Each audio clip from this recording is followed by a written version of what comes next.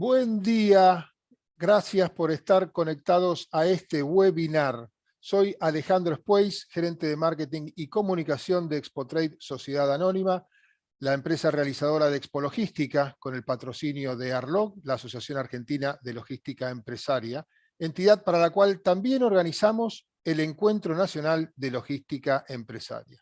Este webinar se está viendo en directo por la plataforma digital diseñada para el primer preencuentro de ARLOG. Por si todavía no te enteraste, el 29º Encuentro Nacional de Logística Empresaria, el ya clásico Encuentro ARLOG, en su versión presencial tendrá lugar el año próximo 2022. Este evento de hoy es parte de las entregas que haremos virtualmente hasta llegar al presencial, con otra parada física en Expo Logística del 16 al 18 de agosto 2022 en La Rural, en donde ARLOG estará presente con toda su oferta de servicios y un nutrido ciclo de charlas para el profesional del sector y además las visitas a centros de operaciones logísticas como nos tiene acostumbrado. Agradecemos el apoyo de todos los sponsors que hoy nos acompañan en este primer preencuentro virtual.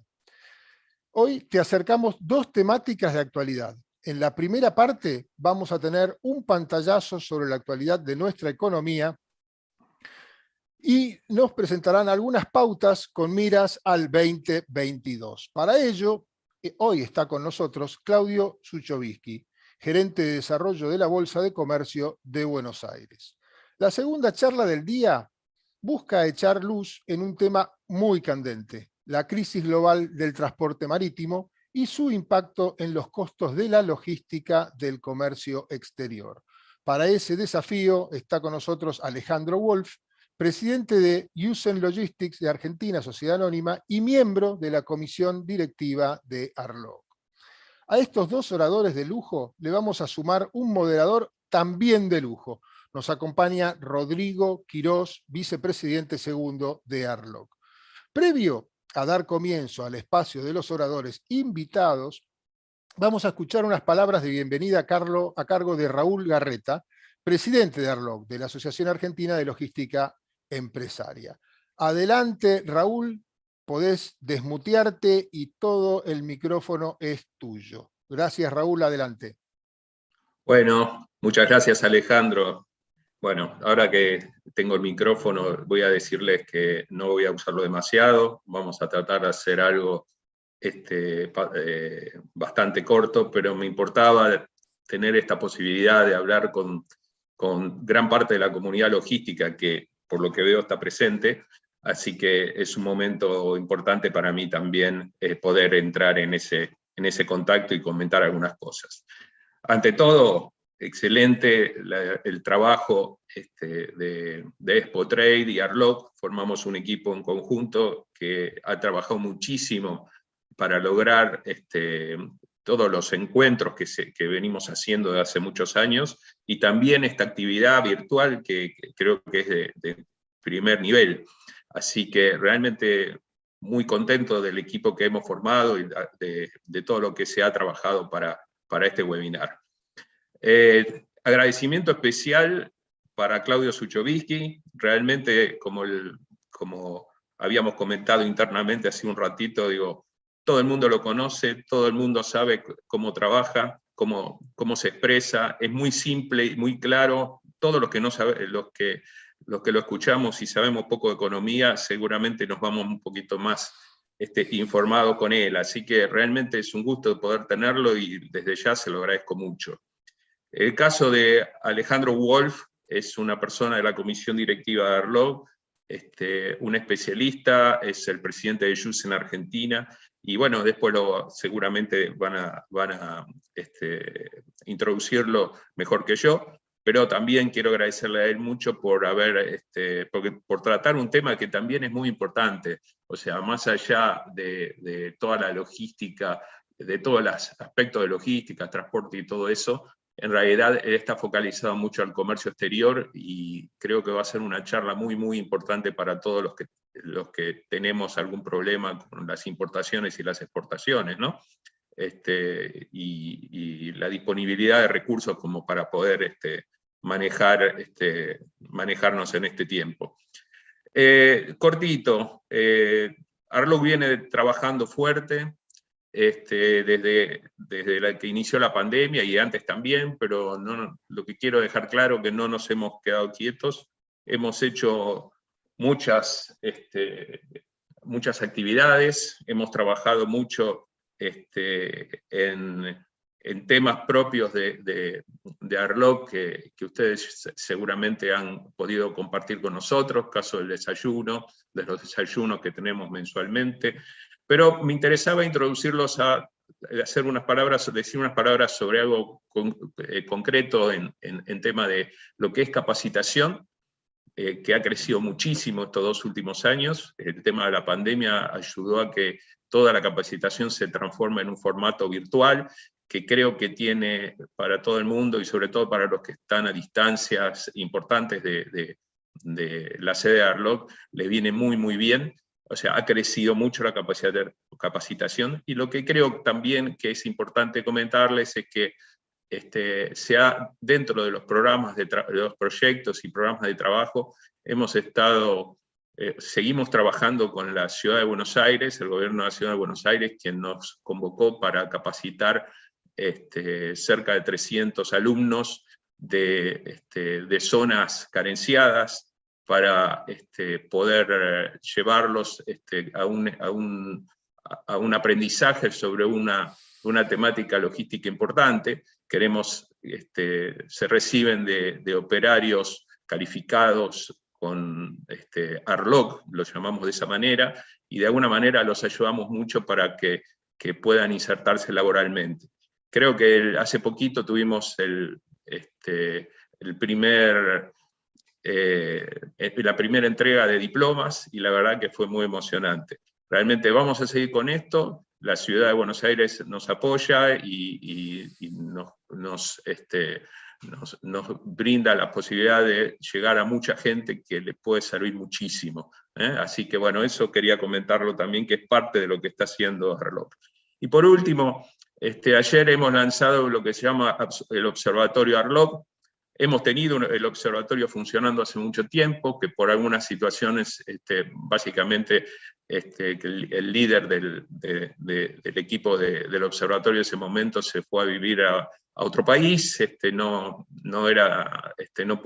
se siguió trabajando con el mismo grupo, y bueno, estamos tratando de conformar un equipo para tener claros algunos índices, más allá de los que ya conocemos, de CEDOL o de FADEAC, y eso, que están perfectos y los seguiremos viendo siempre, pero queremos complementar también algunos indicadores que pueden serles útiles a muchas de las personas que trabajan en logística, a los profesionales especialmente.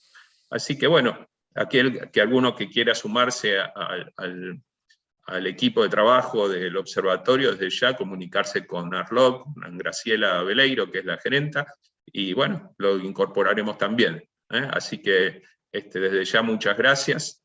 Y bueno, seguramente vamos a tener una jornada de mañana muy, muy buena, así que les agradezco mucho por aguantarme a mí estas palabritas, y bueno, seguiremos estando en contacto. Muchas gracias a todos. Hasta luego. Gracias, Raúl, por tus palabras. La verdad que como internauta asiduo he notado mucho la actividad de Arlog en esta pandemia, así que felicitaciones a Arlog por todo ese movimiento y estar siempre cerca del profesional de la logística. Antes de darle la conducción a Rodrigo Quirós, hago algunos avisos parroquiales. Básicamente podés tomar nota, podés apuntar, porque va a haber cosas muy interesantes, pero no hace falta realmente, porque vamos a compartir contigo este webinar, lo estamos grabando, y en un mail que saldrá 24 horas después te va a llegar un enlace para poder revivirlo o compartirlo. Además, te recuerdo que podés participar mandándonos tus preguntas o tus inquietudes a el WhatsApp que va a aparecer aquí en pantalla, mientras vaya dando palabra Claudio y Rodrigo. Ahí nos podés alcanzar tus reflexiones. Por favor, déjanos tu nombre junto a la reflexión, así lo podemos mencionar cuando la sacamos al aire. Por las dudas te menciono ya, por si alguno tiene algún problema visual y no va a poder ver el número en la pantalla, el número al cual hay que escribir de WhatsApp es más 54 911 6950 9333, repito, más 54 911 6950 9333. Bueno, ahora sí, los dejo con el momento interesante de esta mañana. Rodrigo Quirós, todo tuyo. Arrancá con don Claudio Suchovicki. Rodrigo, para adelante. Buenos días, gracias Alejandro. Primero que todo, darle los buenos días a los más de 1000 profesionales de logística y la gran abastecimiento que se han inscrito en este primer preencuentro ARLOG que se lleva a cabo en forma digital. La verdad que es un orgullo contar con todos ustedes del otro lado de la pantalla. Mi nombre es Rodrigo Quirós, soy vicepresidente segundo, como decía recién Alejandro, presidente segundo de ARLOG y exdirector regional de Supply Chain para lo que es la división mejoramiento del hogar de Cencosud con las marcas Easy y Blaite. Antes que nada, quiero agradecer a todos los participantes que nos acompañan hoy. Como les dije, el año que viene vamos a retomar nuestros ya clásicos encuentros ARLOG en forma presencial. La verdad que estamos muy ansiosos de volver a vernos, de poder compartir ese gran espacio de aprendizaje, de networking, que tiene ya 29 años el año que viene, es el 20º, ¿no? el 29º. Okay, no me salía el nombre, okay, de encuentro que vamos a hacer en forma presencial. Quiero agradecer también a los sponsors que nos acompañan y al equipo de Expo Trade, representado en este momento por Alejandro Spurs, por una excelente organización de este evento. Por último, también quiero agradecer a los panelistas de lujo que tenemos hoy, la verdad que nos acompañan, panelistas de lujo, es un orgullo para mí poder moderar este webinar con disertantes de la talla de Claudio Suchovicki y Alejandro Wolf en temas tan relevantes para las decisiones que tenemos que tomar todos los días en nuestra actividad profesional, pero también en nuestras vidas personales. ¿Verdad? Espero poder estar a la altura de las circunstancias. Recuerden, como decía recién Alejandro, que tenemos en la pantalla un número de WhatsApp donde pueden hacer llegar sus preguntas o comentarios. Al final de la disertación habrá un espacio para los disertantes, para que cada orador pueda contestar esas preguntas. Sin perder más tiempo, le damos la bienvenida a Claudio, que nos va a contar su visión sobre la situación actual de la economía y qué perspectivas ve para el año 2022. Buen día, Claudio. Muchísimas gracias por acompañarnos en este primer preencuentro virtual de ARLOG. Todo tuya la palabra. Al contrario, muchísimas gracias por la presentación que hicieron, por las palabras que dijeron. Gracias, Rodrigo, por esta intervención. Ojalá hablemos y conversemos un poquito sobre lo que puede llegar a pasar. Y primero, gracias también por dejarme entrar en su mundo. Creo que hoy es el más relevante, no lo digo para quedar bien, de la competitividad que puede llegar a tener o no la Argentina. Yo no voy a usar gráfico, no voy a usar presentación, pero sí necesito mostrarles antes, solo como diría, voy a traicionar a la organización ahí. ¿Estoy compartiendo? Sí, Claudio. Segundo. Quiero mostrarles esta foto, y esto tiene que ver con ustedes. Este es el límite geográfico entre la frontera de República Dominicana y Haití. Comparten una isla muy chiquita, los dos comparten la misma isla. Lo que ven en verde frondoso es República Dominicana. ¿Por qué? Porque cuidó su infraestructura, cuidó sus recursos naturales, y hoy vive de esos recursos naturales, desde el punto de vista turísticos y también de exportación de algunas materias primas. Esto es, reinvirtió en su propio país. Estoy hablando de un país pobre, pero que tiene un ingreso per cápita mayor a la Argentina hoy. ¿Por qué? Repito, porque decidió apostar a la producción y decidió cuidar sus recursos. Al lado, ese es un dron que muestra una foto de arriba del límite geográfico con Haití. Repito, comparten la misma isla. Haití se comió el stock, se comió sus recursos naturales, y hoy es el tercer país más pobre, empezando de abajo, del mundo, con un ingreso per cápita de $2.000 por persona. Yo creo que lo que está en definición ahora en la Argentina, mucho más que un tema político, mucho más de lo que me toca hablar a mí, de un tema económico, mucho más relevante, es el camino que vamos a tomar. Si nos vamos a quemar el stock, queriendo controlar el valor del dólar, las libertades individuales, precios cuidados, no sé, como lo quieran llamar, control de precios, o vamos a apostar a una mayor producción, Entonces, Eso se está definiendo, creo. Yo estoy convencido de lo segundo, que Argentina siempre fue un país productivo, fue un país que creyó o que respetó su propiedad privada, y creo que vamos a tener un final mucho mejor del presente que estamos viviendo. Pero bueno, va a haber que transitar este camino. Si tengo que empezar por la conclusión, empezaría diciendo que nos va a tocar vivir 4 meses muy complicados, pero quizás los más complicados de los próximos 5 o 6 años. Creo que en el fondo vamos a terminar con un plan distinto, y repito, que apueste a la producción, porque así es muy difícil seguir. Vamos a citar, Rodrigo, y después sí hacemos un diálogo, si te parece. Quiero presentar las cosas que sabemos, entre un mar de incertidumbre fenomenal, que hay mucho más cosas las que no sabemos, al menos yo, de las que sabemos. Pero déjenme concentrarme en las cosas que sí sabemos. ¿Qué sabemos? El mundo cambió de dirección. ¿Dónde? Tuvimos un 2020 y 2021 donde se incentivó el consumo, pero se restringió la producción. El mundo se frenó de golpe el 20 de marzo del 2020. Todos los países, con una semana de diferencia, se frenaron. ¿Qué significa? ¿A quién le vendo petróleo? Si no hay barcos, no hay aviones, no hay autos, no, me sobra. ¿Sabes qué? Llévatelo. Y no, pero no tengo dónde almacenarlo. No, llévatelo. Llegó a valer negativo el petróleo. Siempre marco lo mismo. Me tocó escribir un artículo que era un barbijo vale más que un barril de petróleo. Es lógico. Pero se fomentó el consumo con emisión de dinero en todos los países del mundo. Se emitió, escuchen esto, 1/4 del dinero existente desde el principio del dinero. Estados Unidos, Comunidad Europea, en euros, Argentina, lo que quieran. ¿Por qué? Porque se sostuvo el consumo. Quédate en tu casa, yo te voy a pagar en Estados Unidos $1.400, en Europa 2.000 euros, en Argentina 10.000 pesos. Pero se frenó la producción. Se frenó. Eso trajo restricciones de oferta el día que empezó a abrir el mundo, que es con lo que nos encontramos ahora. Entonces, en el 2020-2021 no sirvió tener moneda.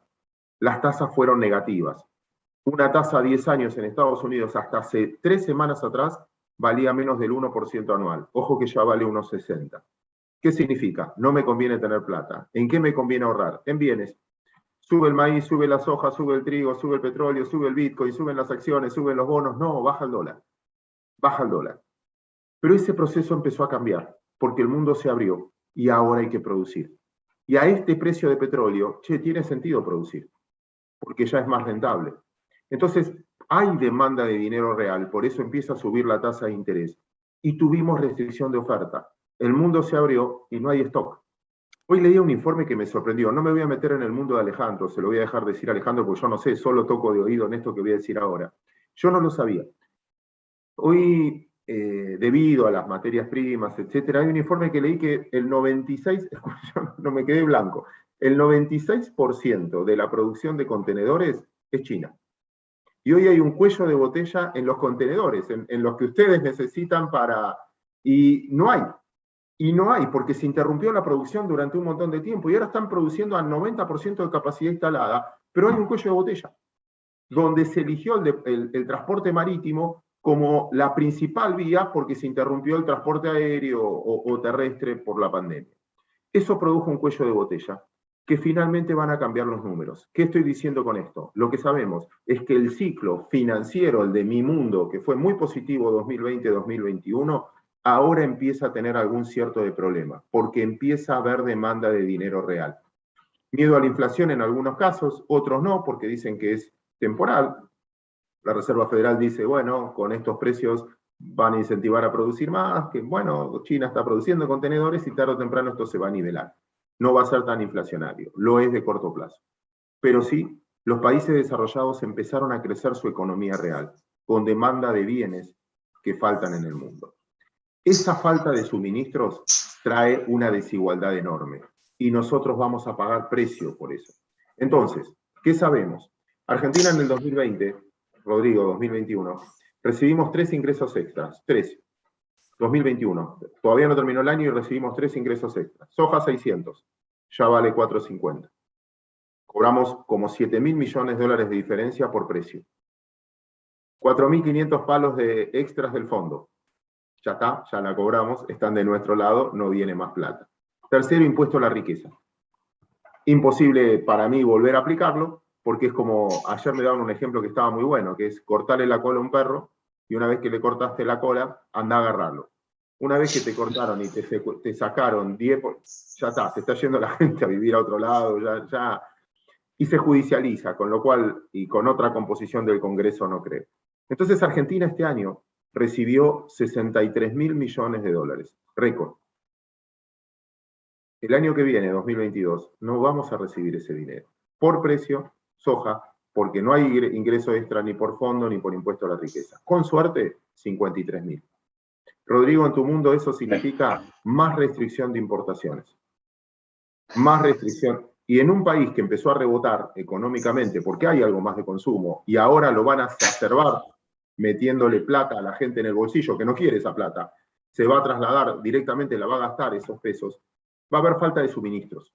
Y eso va a terminar siendo más inflacionario con más desabastecimiento. La falta de inversión, que es clave en Argentina hoy, estás en el mínimo histórico de inversión, hace que no tengamos una infraestructura para soportar un crecimiento. Podremos tener un rebote económico, pero está frenada la oferta. Repito, porque no puedo producir internamente por tema de infraestructura, rutas, puertos, hidrovía, bueno, todo lo que saben ustedes. Segundo, porque también tengo restricción de importación. Por lo tanto, por eso digo que vienen meses complicados, desde ese punto de vista. ¿Qué más sabemos? Que si yo tengo que regular todo, significa que no estoy controlando nada. Si tengo que poner precio máximo al dólar, me voy a quedar sin dólares. Si le pongo precio máximo a la carne, me voy a quedar sin vacas. Si le pongo precio máximo a, no sé, a lo que fuera, a la energía, me voy a quedar sin energía. Hay un viejo principio económico que nadie pudo vencer. Ningún gobierno de ninguna índole, militares, Hitler, el que ustedes quieran, pudo vencer. Es que vos podés controlar el precio o la cantidad. Nunca vas a poder controlar las dos cosas a la vez. Si vos controlás precio, el mercado te regula la cantidad. Y el ejemplo que te dan es que yo a Shakespeare, no sé, a Picasso, le puedo obligar a vender todas las obras, pero no le puedo obligar a producir nuevas. Entonces, viene un cuatrimestre con mucha restricción, en un ciclo negativo para la Argentina. Todos los planes económicos exitosos se lanzaron en abril. ¿Por qué? Flujo de dólares positivo, cosecha gruesa, etc. Todos los planes económicos negativos siempre se hicieron en noviembre, diciembre. Plan austral, exitoso al principio, abril. Plan primavera, diciembre. Convertibilidad, abril. Caída de la convertibilidad, enero del 2002. En ese proceso... Congelamiento de precios, Porque cuando llegas a eso es cuando no dejas salir a tus hijos de tu casa porque tenés miedo de si van a tomar alcohol o no. O sea, ya perdiste el control. Cuando vos tenés que obligar, si es un auto que lo tienen que empujar 4 personas, ya no anda, lo tienen que empujar. Y encima los que están empujando se empiezan a pelear entre ellos porque no están de acuerdo hacia dónde hay que empujar. Vos ves un ministro con otro ministro, los escuchás y decís, pará, si vos querés ir para un lado y el otro quiere ir para el otro, pónganse de acuerdo y después veo si me subo al auto, mientras no me subo al auto. Ahora, ¿cómo se, perdón, Claudio, ¿cómo se sale de eso, digamos, ¿no? Porque hoy por hoy, con un poco lo que estás planteando vos, con el congelamiento de precios que está poniendo el nuevo secretario de Comercio Interior, de alguna manera de 1.000 y tantos productos que está congelando los huesos, seguramente va a haber desabastecimiento, pero por otro lado, con la limitación de importaciones, donde las empresas no van a poder importar insumos para crecer en esa producción que es necesaria, ¿okay? Con una déficit de dólares y un acuerdo con o sea, el año que viene, dentro de esa escasez de dólares, tenemos que pagarle al Fondo Monetario Internacional arriba de 20.000 millones. Entonces, ¿cómo sigue eso? ¿Hay un acuerdo posible con el fondo? ¿Cuándo se llega a ese acuerdo? ¿Qué es lo que va a pedir el fondo a cambio de eso, no? A ver, Rodrigo, si supiera la respuesta, ¿vos te crees que estaría a esta hora acá a la mañana? No, seguramente no. No. Pero no vas a dar mucho más iluminación de la que tenemos nosotros. No, vamos a ensayar una respuesta juntos si querés por experiencia. Nadie sabe lo que va a pasar porque el futuro, todos especulamos con respecto al futuro. No importa lo que hagas, el día que decidiste una carrera, el día que decidiste ir o salir de una empresa. El futuro, por definición, es incierto. Entonces, vamos a trabajar con lo que sí nos pasó. Y vamos uno por uno de tus puntos. Fondo monetario, ¿es relevante? No. Es solo un acuerdo político. El fondo creo que es más hipócrita que la Argentina, te diría. El fondo tiene prestados hoy 130.000 millones de dólares, de los cuales 45.000 tiene la Argentina. El segundo es Egipto con 17.000. El tercero es Ucrania con 11.000 millones de dólares. Después viene Pakistán, después viene Grecia, después viene Nigeria, Líbano, Ecuador.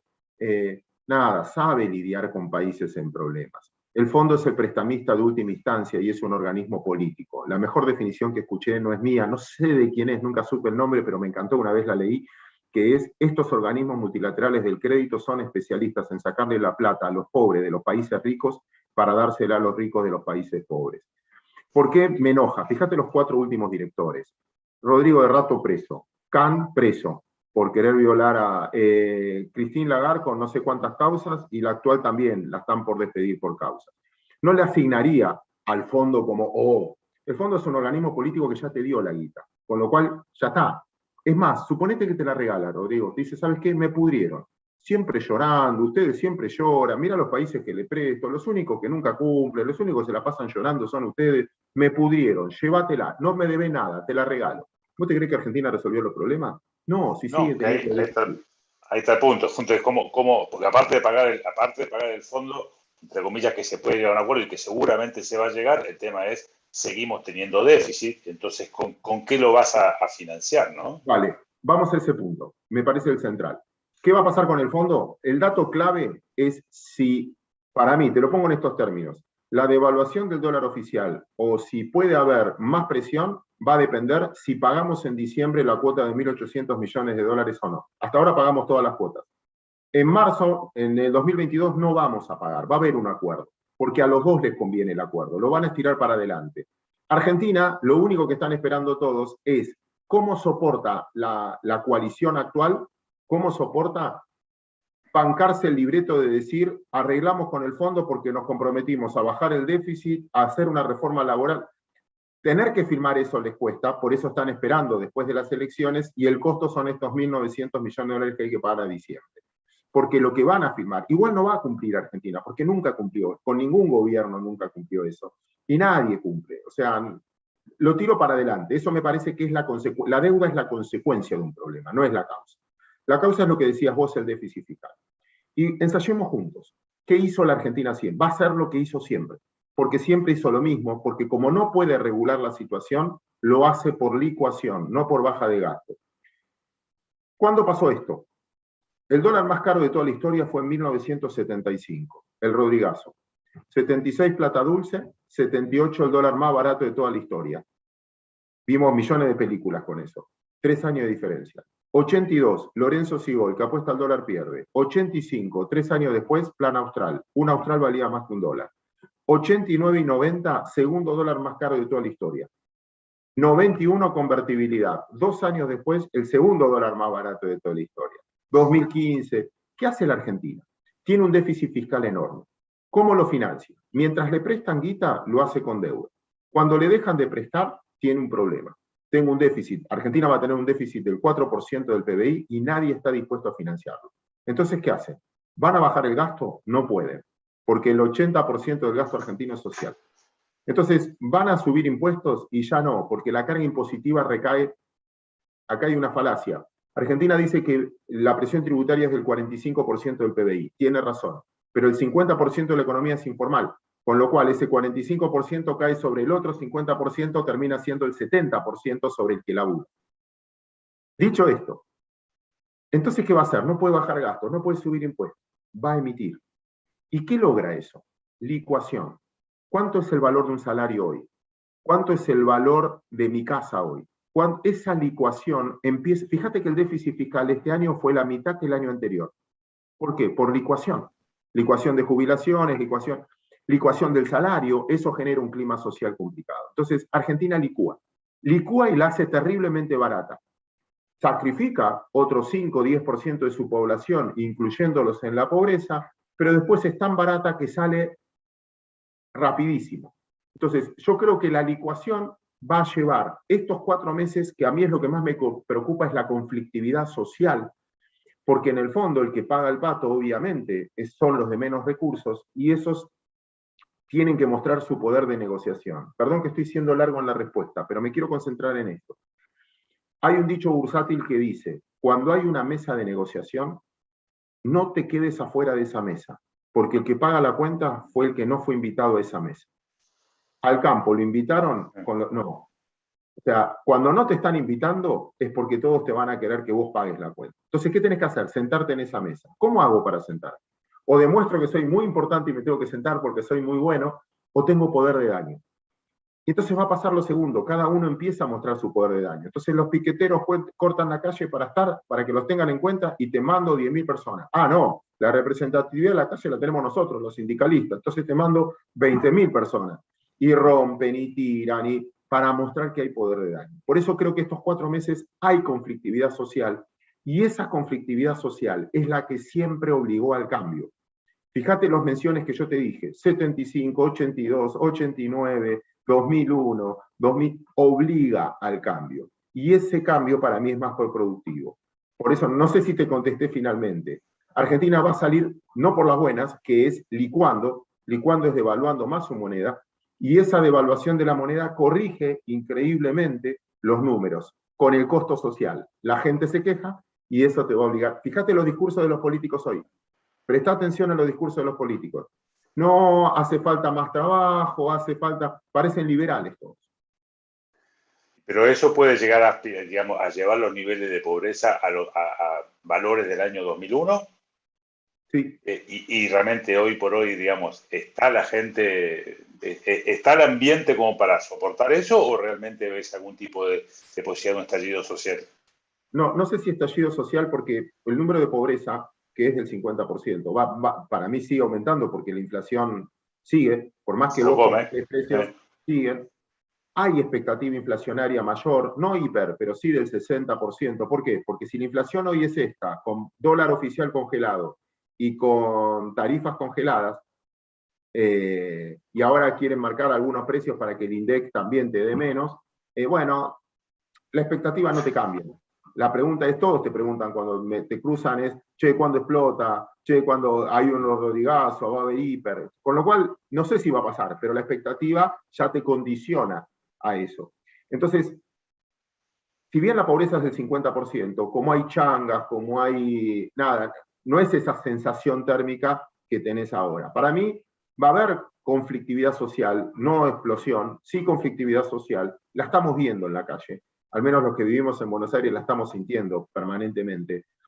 Hay un estado anímico más complicado para mí que el 2001 y más complicado que en otros momentos, porque la tecnología, el celular, el hecho de que yo tenga imágenes de todo el tiempo, me generan ansiedad también. Cuando vivo como viven en otros países, generan una ansiedad. Entonces, yo creo que ese estado anímico, por eso repito, perdón que sea así drástico, pero me parece que vamos a vivir 4 meses complicados, pero siempre cito la misma frase, y perdona el que me escuchó, me la enseñó Juan Carlos de Pablo, y es de Keynes originalmente, que dice que no hay peor dolor que el soportable.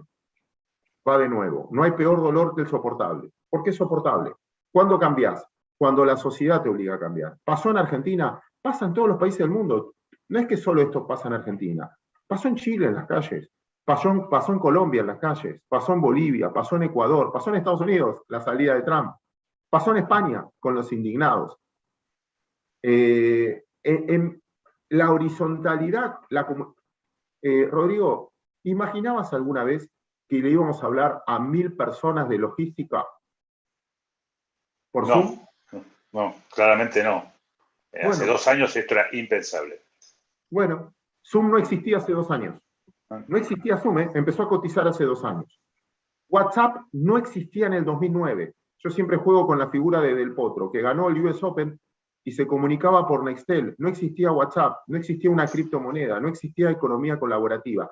Todo eso es buenísimo, podemos hacer esta reunión, pero también te genera ansiedad. Seguramente. ¿Cómo ves, Claudio, la brecha que tenemos hoy entre el dólar oficial y el dólar blue? ¿Okay? ¿Eso es sostenible en el tiempo? ¿Lo ves que se va a extender? ¿Cómo hace el gobierno para achicar esa brecha sin generar más inflación todavía? A ver, ¿qué sabemos de nuevo? Vamos con sentido común. Lo que sabemos es que el dólar no vale 100. Porque si yo obligo al exportador a exportar, limito al que viaja, le pongo un impuesto en realidad, y limito al que compra dólar ahorro, no dejo pagar dividendos y limito pagar deuda en el exterior, es que el precio de equilibrio no es 100. Quizás es caro 100, no es que es barato técnicamente, no es caro, es un precio lógico, pero no es 100, no es la confianza, no es para el país de hoy. 190 te suena caro, en términos de cuánto vale mi casa, la hora hombre, o lo que vale comparado un producto con cualquier país del mundo. El punto es, fíjate esto, yo creo que los caminos conducen a esto por presión. El único comprador de dólares es el Banco Central, el único. Compra los dólares que vende el campo y los paga 100 menos las retenciones. ¿Y con qué lo paga? Con pesos. ¿Y de dónde saca los pesos? Los emite. ¿Y qué hace con esos pesos? Los esteriliza pagando una tasa del 38 anual vía LETES y LELIQ. Esto es un dato complicado. El 75% de la plata de los bancos, todos los bancos cotizan en bolsa, lo pueden ver, el 75% de la plata de los bancos se está financiando el Estado, vía LETES o vía LELIQ. La plata de los depositantes está ahí. Repito, vía LETES o vía LELIQ. ¿Y a qué tasa están tomando? 38 anual. ¿Y qué hacen con esa plata? Compran dólares. ¿Y a qué tasa están devaluando el dólar? Al 14 anual. Rodrigo, ¿cómo termina un banco que toma plata al 38 y coloca el 14? Se funde. Bueno, lo que va a necesitar es subir el dólar oficial para licuar la deuda en pesos. Entonces, es muy probable que, no sé si en diciembre, si le pagamos al fondo antes, si no le pagamos al fondo después, marzo, pero es muy probable que el dólar oficial se vaya de 100 a 120. Si lo administran bien, y es creíble, lo hacen con un plan económico, lo hacen con un acuerdo político, lo hacen con credibilidad y alguien que sea creíble, es probable que la brecha se achique, porque eso le da sentido. Ahora, si lo hacen a los ponchazos o lo hace alguien no creíble y lo hacen sin acuerdo político, va a aumentar la brecha. Va a aumentar la brecha. Sí, la pregunta es que si hoy por hoy el gobierno como está, después de las PASO, tiene ese acuerdo político como para poder hacerlo, ¿no? Y ahí empiezan, yo ya no tengo las respuestas de eso y tengo todas preguntas. Suponete y ahí trabajo con probabilidad de ocurrencia.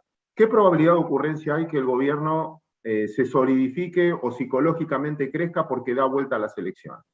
No sé, ponerle 30, 40%. Si sucede, ¿se pelean entre ellos? ¿De quién es el mérito? Porque hay dos visiones distintas, y está claro que hay visiones distintas.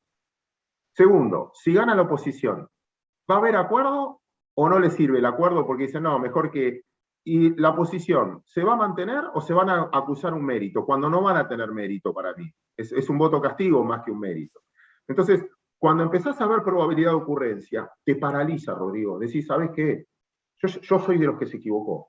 Yo ya me equivoqué por haber confundido esperanza con expectativa. Confundí lo que quería que pase con lo que puede pasar. Entonces, antes pagué para ver. Ahora, ¿qué digo? No, primero veo, después pago. Entonces, no es que vas a adelantarte a un acuerdo político, lo vas a querer ver, porque no es que estamos gobernados en todos los índoles, ¿no? Dirigencia sindical, dirigencia empresarial, vos ves cómo van los empresarios, y decís, pero te acaban de arruinar, y vas y decís, ¿dónde está la moral? ¿Dónde está? Entonces vos tenés dirigencia empresarial, dirigencia sindical, dirigencia política, todo eso. Estamos representados, vos decís, van a acordar, y yo les voy a creer, ¿se acuerdan? Entre gente que se traicionó todo el tiempo. Bueno, por eso digo que independientemente del resultado de las elecciones, vas a tener que esperar 3 o 4 meses para ver cómo evoluciona. Y yo creo que la gente cambia por obligación. No van a cambiar el status quo porque, no, ¿sabes qué? Ahora viene época de gente más joven, yo es hora de que me corra. No, para mí no van a hacer eso. Por eso insisto como empecé, y es donde me pongo, es mi opinión al menos, y no represento a nadie con esta opinión, ¿no? Obviamente es la mía, por eso son inevitables estos 4 meses complicados. Buenísimo. Y una pregunta ahí, ¿la Argentina tiene estructura de costos hoy competitivas? Claramente con este dólar pareciera que sí, para poder transformarse en un país productor y exportador y generar con eso un ingreso de divisas. ¿Hay plataforma política como para hacerlo? Hoy no, porque la competitividad ustedes tienen más problemas de trámite, de logística, que de logística. O sea, la burocracia es un tema político. No sé, hay muchos que no pueden exportar porque no quieren dejar contenedores semivacíos. Bueno, Alejandro lo va a explicar siempre, es mejor que yo. Pero el punto es, hoy no, porque la inversión es especulativa en Argentina. Yo quiero recuperar la plata en 2 años, entonces, o pasa por mi mundo financiero, siempre los dólares que entran son financieros, o a lo sumo a la construcción, o algo que la plata, el resultado lo tenga rápido. Acá necesitas inversión en infraestructura a 10, 15 años, rutas, puertos, y un cambio administrativo, burocrático, donde el verdadero costo argentino para mí es burocrático, más que de infraestructura. O sea, más que un problema de infraestructura, tenemos un problema de burocracia logística. Y eso es política. Si Argentina tiene, sí, sin duda, sin duda. Rodrigo, nuestros abuelos hicieron un mundo mucho mejor, con mucho menos que nosotros. Analfabetos, sin saber el idioma, laburaban, nada más, laburaban. Hicieron un mundo que vos decís, mira esto cuando lo hicieron, y este puerto cuando salió, y esto dónde lo hacían, y esto cuándo sucedió. Bueno, en todo ese proceso yo creo que se puede, obviamente. Tenemos un clima. No, voy a parecer un pastor ahora, tratando de levantarles el ánimo, un coach, pero tenés un clima espectacular, no tenés problemas religiosos, no tenés problemas étnicos, no tenés problemas fronterizos. Es imperdonable que no lo puedas hacer. Obvio que se puede hacer. Pero bueno, hay que tener la voluntad, ya no de un político, ¿no? Que la sociedad lo quiera hacer. Yo trabajé mucho tiempo en un banco holandés, que me acuerdo cuando iba a buscar plata para que invierta en Argentina, me contestaban siempre lo mismo. Y yo decía, no, pero el gobierno ahora cambió en este. Y me decían, no importa lo que haga el gobierno, acá importa lo que haga la sociedad, si la sociedad avala o no avala. ¿Quieren laburar o no quieren laburar? ¿Es República Dominicana o Haití? Totalmente. Sí, ahí la pregunta es que si de alguna manera con estos próximos 2 años que tiene el gobierno, ¿hay algún cambio de expectativas que vos ves ahí? Y finalmente, ¿cómo lo vamos a financiar ese déficit de dólares? Está bien que es cierto que se emitiendo, pero entonces de alguna manera con una inflación crónica en los próximos años del 50-60%. Déjame discutirte esto. Según la FIP, en la última declaración jurada de la gente, solo 1 millón de personas pagó bienes personales, solo 13.000 personas el impuesto a la riqueza. En blanco, pagando multa por eso, porque pagás el doble de bienes personales si la tenés afuera que acá, en blanco y plata bien habida, de argentinos hay 268.000 millones de dólares, más 50.000 millones de dólares líquidos según la Reserva Federal en billetes que mandó la Reserva Federal y están escondidos en una caja de seguridad, en una media, donde fuera, en Argentina. Plata hay. No la tiene el gobierno. Mirá si el argentino confiara en Argentina. Entonces vos decís, ¿tenés plata? Si volviera el 10% de eso, ¿sabes cuánto valen todas las empresas argentinas juntas? Todas, sin mercado libre, todas las que cotizan. Ternium, Loma Negra, no sé, Telecom, todos los bancos, YPF, todas, dame todas, Molino, todas, 30.000 millones de dólares. Si volviera al 10% de la plata de los argentinos, te llevas puesta la. No es un tema de plata, es un tema de credibilidad. Absolutamente. Absolutamente. El punto es si esa credibilidad hoy por hoy, ¿qué cambio político tenés que hacerlo para moverla, no? Bueno, es eso. Y bueno, en muchos países se hizo, en la propia Argentina se hizo. Yo no sé, yo nací en 1965 y me tocó vivirlo. Hubo procesos en los 90 donde cambió y lo vi cambiar y digo, bueno, Argentina pudo. Lo que no lo pudo es sostener, pero en el fondo yo, no sé. También necesitamos creer, Rodrigo, necesitamos creer que se puede porque si no, nos vamos a ir todos. Claro. Cambiando tema, ahí yendo a otro extremo, digamos, acá uno de los participantes hace una pregunta interesante, dice, ¿qué pensás de la criptomoneda? Digamos, algunos dicen que es una estafa, otros dicen que es una moneda del futuro. ¿Cómo ves eso? ¿Es realmente un lugar donde invertir? ¿No? A ver, es un mundo apasionante, no es una moda y no es una estafa. A nosotros como bolsa, yo trabajando en la bolsa, es un desafío enorme, no por la criptomoneda. Para mí no es una criptomoneda, es un criptobien. Es como el silo bolsa, porque no es una moneda que es transaccional de por sí. ¿Qué significa? Tesla te acepta Bitcoin para que compres un auto. Bárbaro. ¿Y cómo hacemos? ¿Y cuánto vale un auto? $60.000. Bueno, tráeme un Bitcoin. Entonces estás dolarizando. Es como el oro, ¿te acordás? Era 1800, bueno, tarde o temprano estoy dolarizando, con lo cual es como un trueque. Y en el fondo, el que tiene el protagonista es el dólar. Lo que sí es fabuloso es el mundo que está detrás, la plataforma por la que corre la cripto, que es blockchain. Blockchain sí es revolucionario y sí vino para quedarse, que es lo que nos pasa a nosotros, que tuvimos que aprender porque nos vino a cambiar a nosotros, y a ustedes también los va a cambiar, que es, Seguro. basta de contraparte central. ¿Qué se pudrieron las nuevas generaciones? Se llaman finanzas descentralización, DeFi, descentralización financiera. ¿Qué significa? Nosotros somos bolsa. Vos compras una acción, otro la vende, nosotros somos contraparte central. Vos subís una fotito a Facebook, otro pone me gusta, Facebook es dueño de la información, Facebook es contraparte central. Los más jóvenes usan Instagram, Facebook es contraparte central, es dueño de toda la información. Vos subís un tweet, bueno, hacemos esto por Microsoft, por Teams o por Zoom o lo que fuera, bueno, hay alguien que es contraparte central y tiene toda la información. No quiere eso la sociedad moderna. Quiere separarla en bloques y que nadie sea dueño de esa información. La descentralización. Eso vino para quedarse. Es como la Internet de cuando nosotros empezamos. No quedaron .com, pero Internet sigue funcionando. Nosotros estamos conectados hoy por la web. La cripto yo no sé si es la que va a quedar, porque va a haber nuevas. Nunca llega al primero. Antes de Mercado Libre estaba de remate. Antes de Facebook existía otra llamada MySpace. Antes de Google había un montón de buscadores, Laico, Terra, Altavista, Yahoo. Bueno, después viene otro. El primero disrumpe, el primero crea cultura, el primero hace que estudiemos, el primero hace que preguntemos en un evento de logística, y después viene lo nuevo. Un país puede llegar a hacerlo, Amazon puede sacar una, Facebook puede, que ahí estaría contradiciéndome con la contraparte central también, pero porque sería una contraparte central. Pero no lo tomaría como una moneda, lo tomaría como un bien. Después, lo inseguro no es la cripto, o lo inseguro no es el sistema, es en la plataforma que corren. Cuando uno ve estafa o lo que fuera, es que muchas veces el que quebró es una billetera, es como el sistema de banco fue buenísimo, te tocó un banco que cayó, bueno, te tocó un banco que cayó. O sea, Lehman Brothers es la excepción. O no sé, o los que terminaron cayendo fueron la excepción. El sistema bancario existe desde, no sé, desde el principio de la vida y bueno, y sigue funcionando. Quiere decir que no quiero confundir sistema con alguien que pueda llegar a tener problemas. No sé si contesté. No, perfectamente. Bueno, la verdad que un placer, Claudio, poder contar con vos esta mañana, sumamente interesante. Acá, bueno, tengo otra pregunta más, pero creo que ya más o menos la comentaste. De alguna manera es que si explota la economía o no, un poco lo que estaba escuchando, creo que ya lo comentaste eso.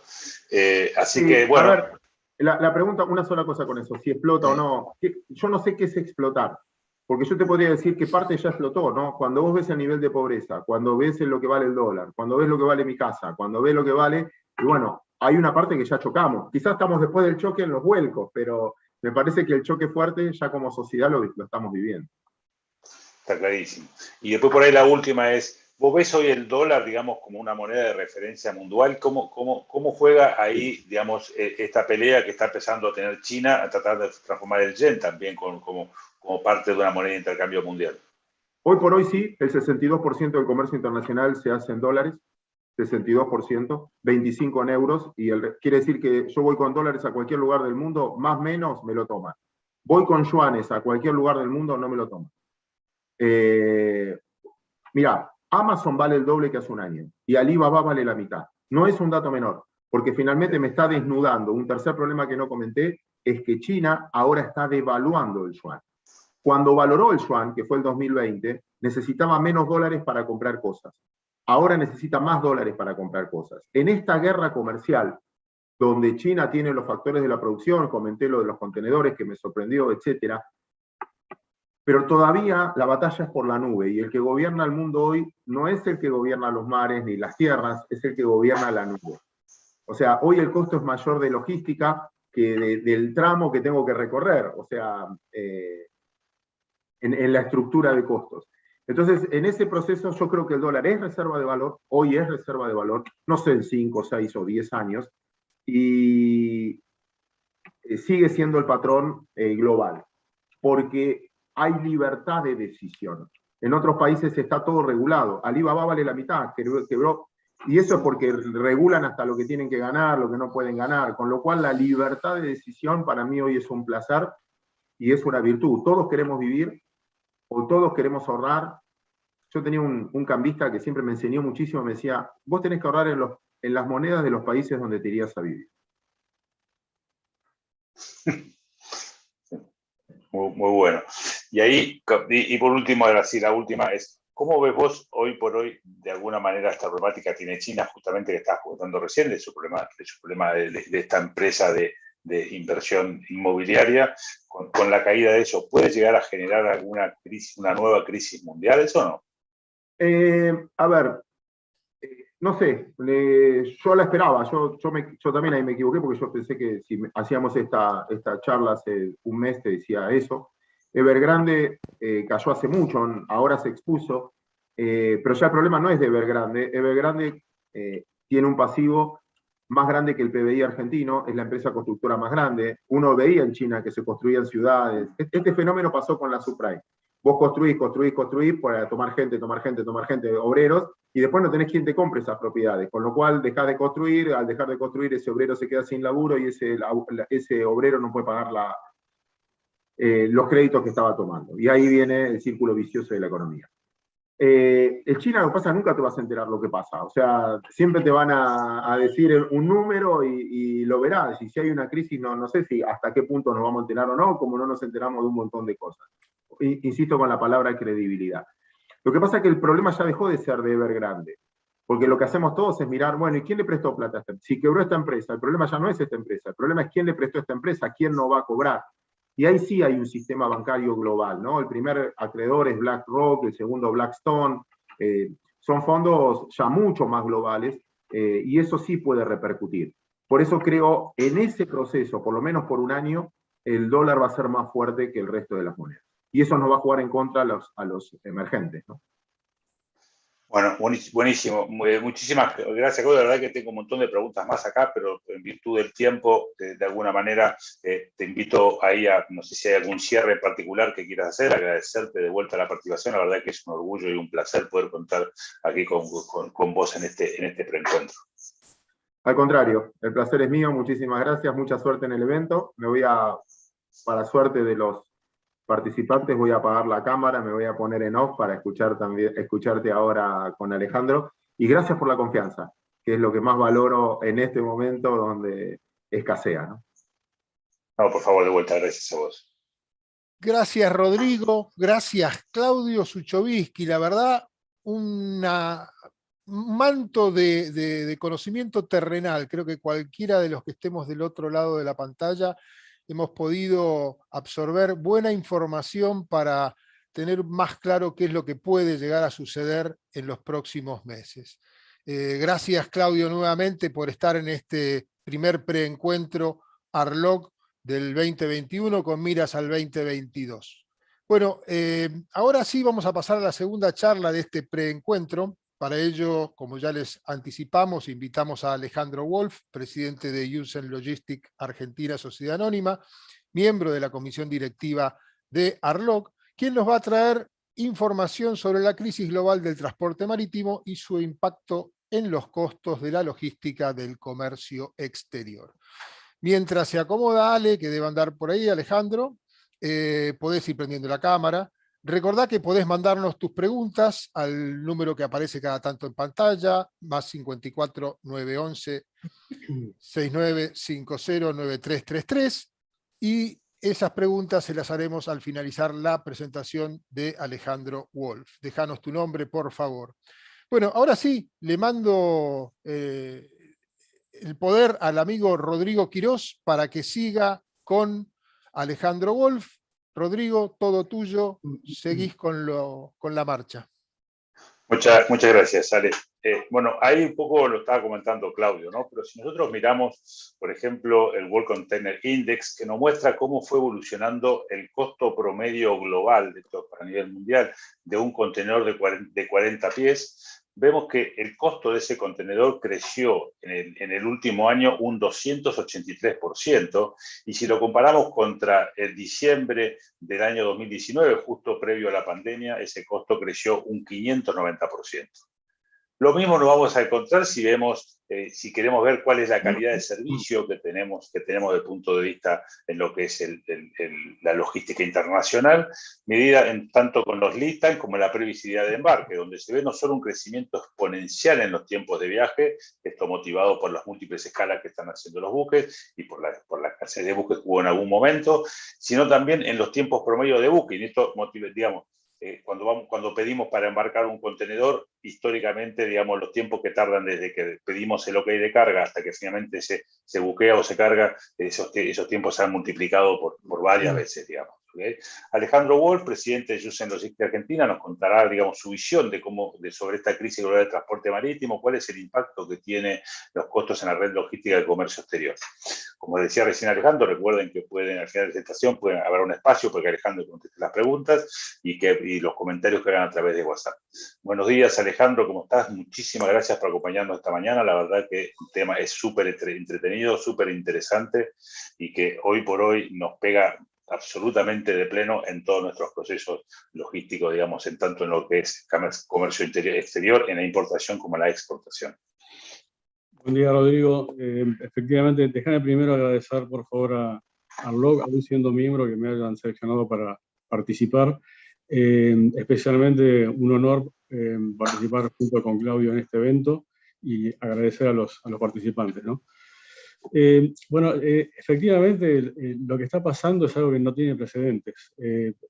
Todos los aspectos que vos mencionaste, que se han empezado a generar desde la mitad del año pasado en adelante, y que, si me permitís, yo empezaría un poco para hacer un pequeño repaso de cómo se fueron dando un poco los acontecimientos para terminar en dónde estamos hoy, y también tratar de hacer una previsión de qué es lo que pensamos que podría pasar hacia adelante, porque no tenemos certeza de cuán lejos estamos de que esto termine y que volvamos a un escenario más regular. Pero bueno, cuando se inicia la pandemia, por lo menos que se manifiesta con mayor importancia a fines del 2019, el impacto se genera sobre China, gran exportador mundial, y empieza a generar una retracción de las exportaciones, cuando todavía el mundo occidental estaba intacto y con capacidad de demandar y operar con todos sus servicios en condiciones correctas. Luego, bueno, como recordamos, sigue Italia, España, Europa, sigue muy afectada por el COVID, después sigue Norteamérica y después Sudamérica. Entonces, en este proceso, cuando Occidente se ve muy afectado, aun cuando China estaba en condiciones ya de recuperarse, porque la recuperación china fue muy rápida, hubo ahí unos meses que yo lo marcaría como los primeros meses del 2020, donde el mercado cayó. O sea, directamente los volúmenes cayeron, en consecuencia los valores de los fletes también cayeron, no en gran medida, pero cayeron. Y para dar un ejemplo, nosotros en Argentina, a ver, un flete desde Oriente, un puerto chino hasta Buenos Aires, siempre estuvo en el orden de los $2.000 a $3.000 más o menos, con algunas variantes por contenedor. Llegó al mes de junio del 2020 a un valor de $1.500. O sea, no fue una gran caída considerando la situación, pero tuvo una caída. Ahora, lo que fue sorprendente, porque cuando todavía los volúmenes en Argentina estaban bajos, luego de lo que acabo de comentar, el mercado se empieza a recuperar muy rápidamente, y en pocos meses en Argentina las tarifas empiezan a subir. Pero lo que es llamativo es que subían las tarifas, pero no subían los volúmenes. Y en forma constante casi se llegan a duplicar los valores, y llegando casi a fin de año con valores ya siderales de flete, y muy llamativamente, considerando que el mercado marítimo de fletes es una tarifa, o sea, las tarifas son de mercado realmente, o sea, no hay incidencias, se manejan con esquemas de oferta y demanda, y aún con una demanda baja en las rutas que vienen hacia Buenos Aires, las tarifas seguían subiendo.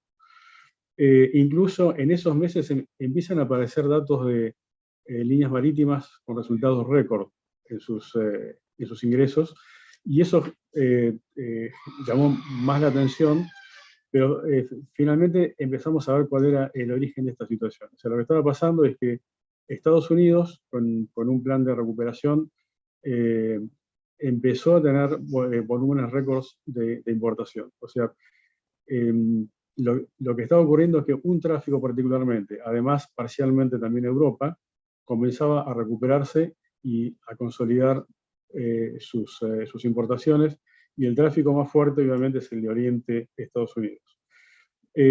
Yo quisiera hacer un comentario previo, Rodrigo, para entender un poco por qué esa situación nos termina afectando. Hace, yo diría, unos 25 años atrás, el mercado marítimo era bastante diferente a lo que vemos hoy, porque había muchísimas más líneas marítimas que operaban en forma independiente, en tráficos muy específicos. No existían lo que hoy llamamos los megacarriers, eran líneas más reducidas en cuanto a su capacidad de transporte de carga, y también involucrando menos rutas.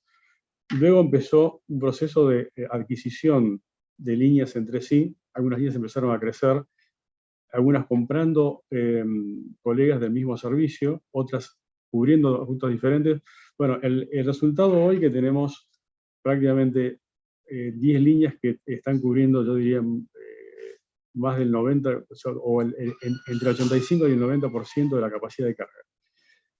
Por debajo de eso hay un montón más de líneas que siguen existiendo, pero son muy menores. O sea, el cambio realmente es bastante radical. Son líneas feeders que operan en rutas muy específicas de conexión entre hub ports, cosas por el estilo.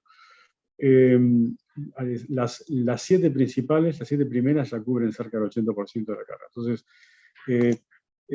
¿por qué pasa esto? Porque son líneas que están presentes en muchas rutas.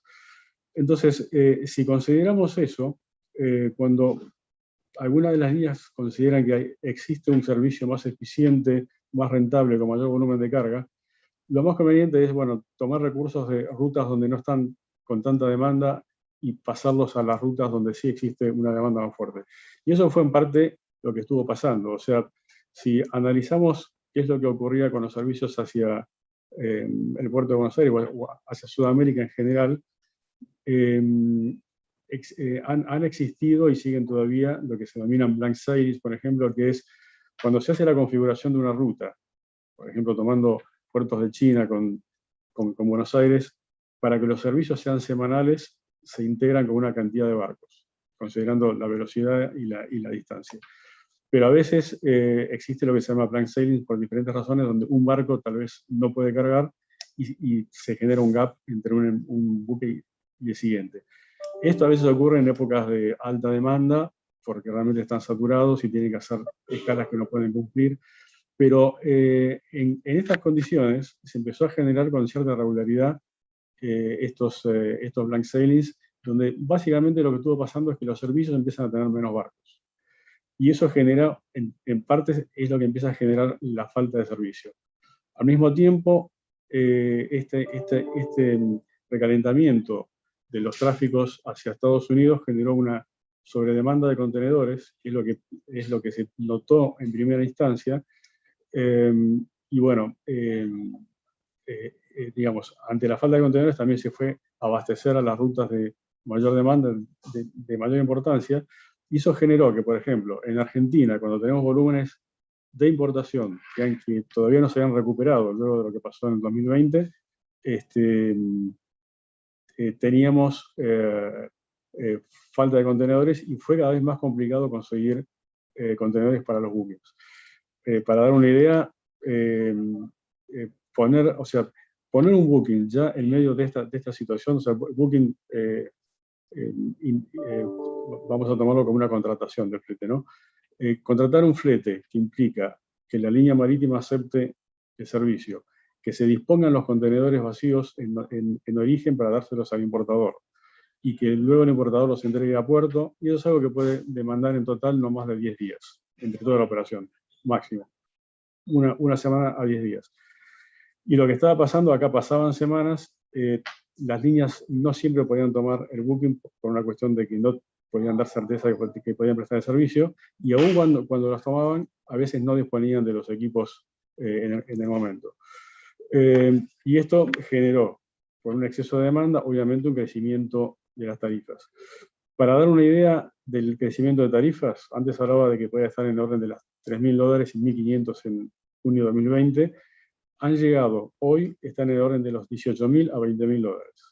Es una cosa que realmente no hay forma de... Una locura. Una locura total. Una pregunta,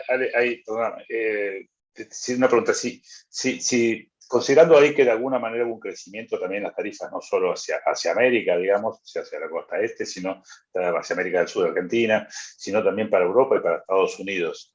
¿Vos considerás que ahí toda esta crisis puede haber sido promovida en parte por las navieras para lograr esas digamos, utilidades extraordinarias que estabas comentando, o cuál fue el origen?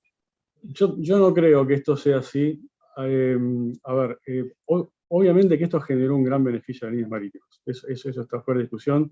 Hay información de los resultados de las utilidades de las líneas y realmente no es sideral, pero no hay elementos que puedan demostrar que esto sea así, que esto haya sido generado. Además hay una cuestión.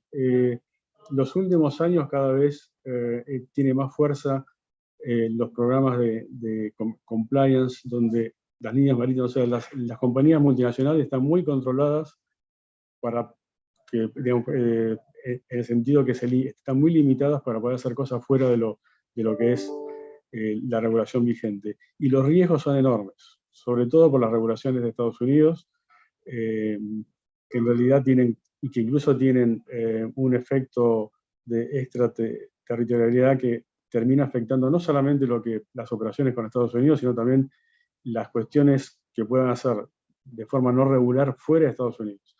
Entonces, ese es un primer aspecto que demuestra que sería muy arriesgado para una línea y menos integrarse entre todas para conspirar de una forma como esta.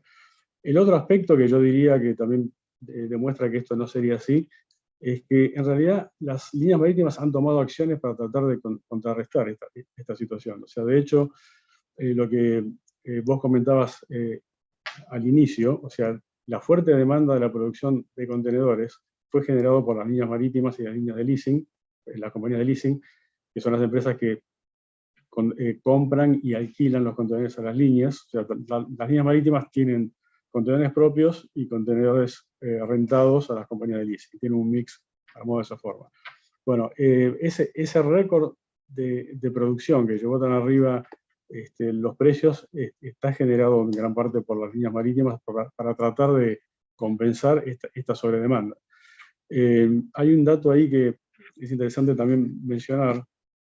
A ver, cuando esto empezó a manifestarse en el segundo semestre del año pasado, muchas líneas marítimas que hacían declaraciones en los medios especializados consideraban que esto era algo que podía regularizarse durante el Año Nuevo Chino, estamos hablando de febrero del 2021 en este caso, y que luego de eso, como es usual, el mercado tendería a bajar un poco su fuerte demanda, pero la realidad es que se pasó febrero, siguió marzo, y esto siguió con más intensidad, más fuerte, y durante el primer semestre del 2021, lo que hicieron las líneas marítimas fue una apuesta mucho más fuerte tendiente a solucionar esto, y es poner órdenes para construir barcos. O sea, para considerar que, digamos, considerando que esta demanda iba a tener una vigencia mucho mayor en el tiempo, y se pusieron órdenes para construir alrededor de 3 millones de contenedores de capacidad, tomando eso en capacidad TEUS. O sea, el TEUS